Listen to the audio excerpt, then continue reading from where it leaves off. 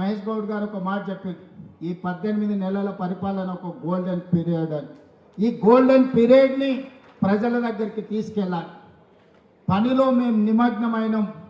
ప్రసార సాధనాలు మనకు కొన్ని సహకరిస్తే కొన్ని సహకరించవు, కానీ ప్రజలకు ప్రభుత్వానికి అనుసంధానంగా మీరే పని చేయాలి. గ్రామాలలో ప్రభుత్వం చేస్తున్న పనులను చర్చకు పెట్టండి. 10 సంవత్సరాల వాళ్ళ పరిపాలనను 18 నెలల మన పరిపాలనను అంచనా వేయమనుంది. మీరు సవాల్ చేయండి సూటిగా, మీరు లెక్కలు తీసుకోండి, లెక్కలతో మనం జవాబిద్దాం.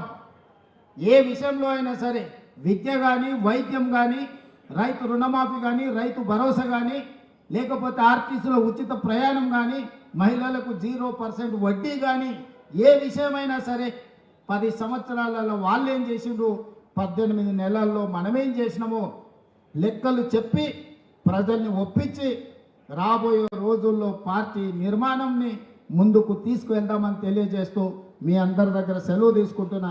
మరొక